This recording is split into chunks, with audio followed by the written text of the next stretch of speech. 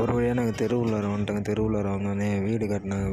வீட்டில் போய்ட்டு பசங்க எல்லாம் தங்கிட்டு ஃப்ரெஷ் ஆகிட்டு மூஞ்செல்லாம் கழுவிட்டு அதுக்கப்புறம் ஒரு தூக்கத்தை ஒன்று போட்டுட்டு அதுக்கப்புறம் சாயங்காலமாக எழுந்திரிச்சு குளிச்சுட்டு அதுக்கப்புறமா வந்துட்டு சின்ன விநாயகர் தெருவுள்ளார வச்சாங்க. அதுக்கு வந்துட்டு ஒரு சத்தம் போட சொன்னாங்க. அதுக்கு ஒரு சென்டரை ஒன்று போட்டு அதுக்கப்புறம் சாப்பாடு இருந்ததுங்க. சாப்பாடை சாப்பிட்டு நாங்கள் ரெடியாகி அதுக்கப்புறம் கொளுத்த ஆரம்பித்தோம்.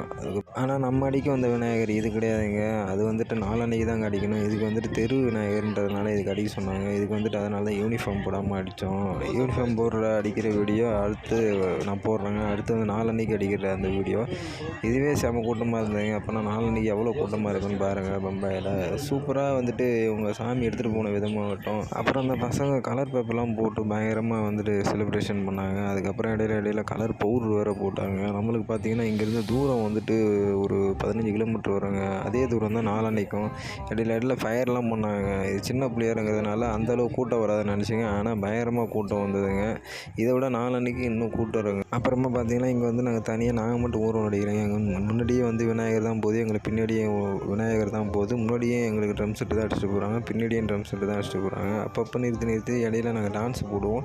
அங்கே இருக்கிற ஊர் மக்கள் வந்துட்டு தெரு மக்கள் வந்துட்டு நம்மளை சுற்றி நின்று வேடிக்கை பார்க்குறாங்க பாருங்கள் நீங்கள். அதுக்கப்புறம் நம்ம ஊரில் வந்துட்டு இந்த மோளத்தை அடிக்கடி பார்த்துடலாம். ஆனால் இந்த ஊரில் வந்துட்டு அதிகமாக இந்த மோளத்தை நம்ம பார்த்துருக்க முடியாது.